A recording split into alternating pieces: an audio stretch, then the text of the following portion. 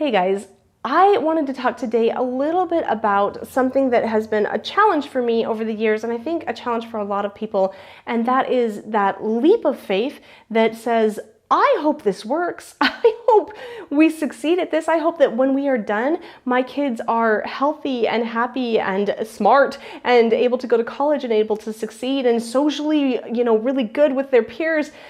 This is a real challenge for most of us, and I think what I've noticed and what I've learned from other people who have gone on before me is that the real key to succeeding is found in the little things. Specifically, it's found in doing the little things consistently. And this is a real challenge sometimes because I feel like we always want to take on the new thing and we always feel like, oh, I'm messing up there and I need to change and I need to make things better. And obviously adaptation is going to be required and it's also really important as you go forward. But I think that when you find the couple of things that are really important for you to hold on to and consistently do, those things you will succeed at. Your kids will be, somebody told me this a long time ago, they said, your kids are going to be exactly what you want them to be. And I thought, okay, spoken like someone who's never had kids, how can you possibly say that? And yet they were right because they were saying that you're going to put your effort into the things that you care about. You're going to make sure that your kids are really good at sports. If you're interested in sports, they're going to be involved in entrepreneurship things if that's what you're interested in. And the fact is, if you really, really care about your kids' social abilities, they're going to be okay because you're going to make such a priority about making sure that those little things are done consistently. So the things we care about, we do, and we do them consistently, and then they happen because that's the key. Whatever you do over and over and over comes to pass. You bring it into being because you just keep doing that. And so that I just wanted to go over a couple of things that really, if you keep doing in small increments but consistently, you will have great, great big results.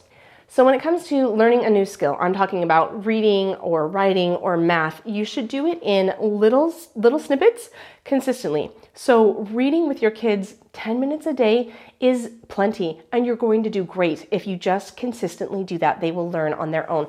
I will say I have a child who has dyslexia, and she really, really wanted to learn how to read at, the normal age of 4 or 5. She was really excited to learn to read, and it just would not click for her. And I did not push things. I was not high pressure, but I just kept trying. Try this, try that, something has to click. And it took a really long time before it did click for her. But once, and I've got a video on why it did click for her, what we used to make that jump. But once she figured out how to make those initial connections of the letters and then blending and turning them into words, now she's reading chapter books and she reads them for fun. She reads them to her younger siblings for fun. She does it because she just really enjoys reading. Now that could have been a real nightmare if we got all caught up in the fear and I do it, and I'm not saying I'm perfect. I'm just saying you can really create a crisis where there doesn't need to be one if you just do it a little bit at a time. We only worked on her reading maybe 10 to 15 minutes every day. Still, today, we only do it for 10 to 15 minutes every single day, and it has made such a difference in her life because she's really able to press forward on her own, in her own time. She'll do it on her own, and it's in those little snippets that you're able to push forward, and then you let it rest. So it's kind of like making bread. You beat it down a little bit and then you let it rest and it rises on its own.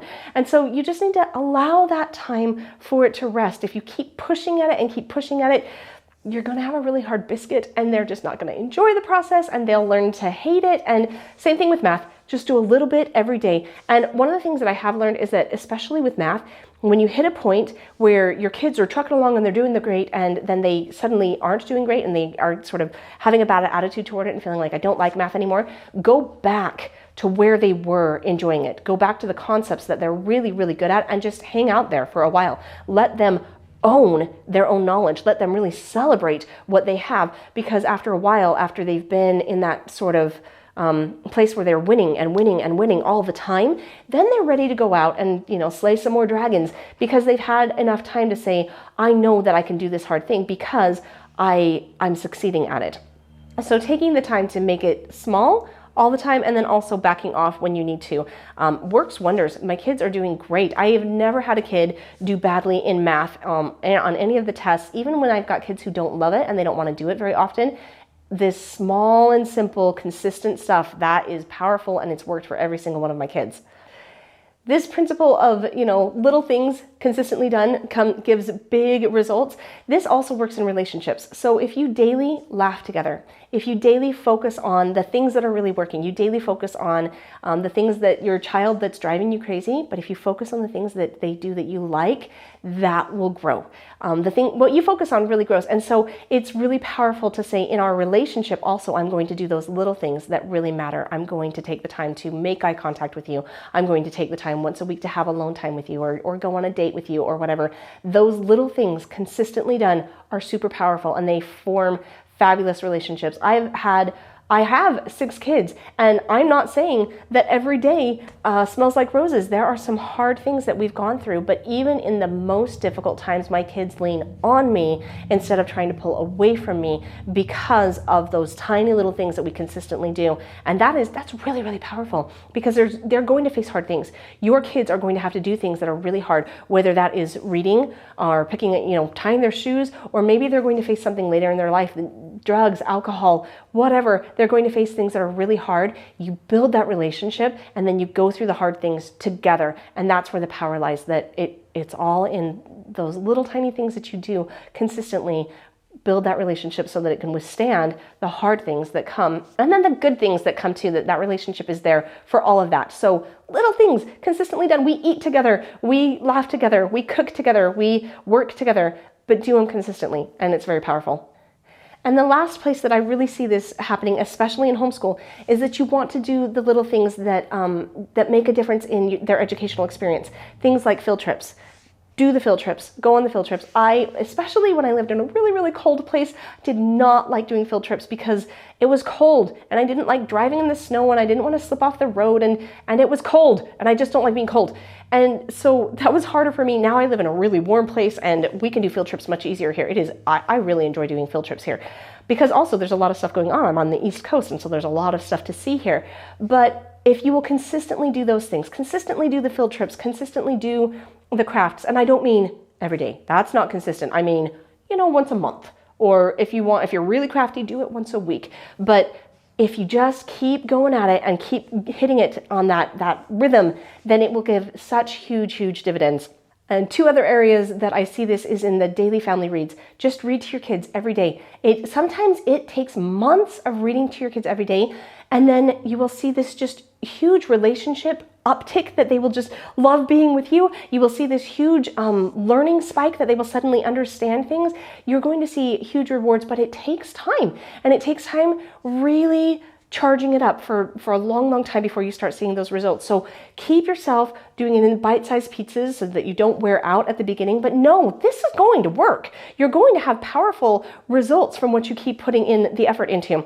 And the last one is dedicating time for learning, right? Having a set time of the day where this is the time that we do learning. Turn off the phone, turn off the devices, put everything away. This is the time that we are really going to learn. That little thing is really powerful because it's like writing in your journal. You think you do it all the time. You're like, oh, maybe I've missed a day, maybe 2, and you look at it and you've missed a month.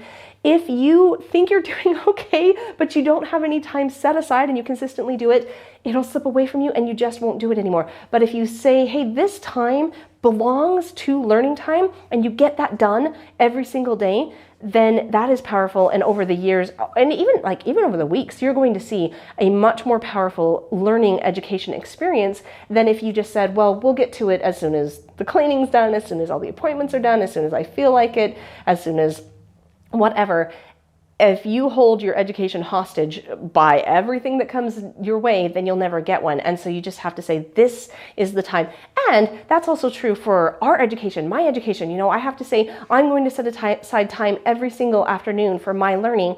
And, I can't say, but the house is falling apart and things are, everything's really hard. It's always hard. There's always something else going on. You have to say, this is important. And the more I learn, the more I'm excited about learning, the more I have to give to my kids, the more that gets to be a really powerful thing. And it increases your confidence as your kids get older too, that you feel like I can do hard things. I can learn things still. My brain is not atrophied. I'm good. I can keep doing this. So those little things consistently done in every single area of your life, but especially in these areas that have to do with education, will reap huge, huge rewards if you just keep at them.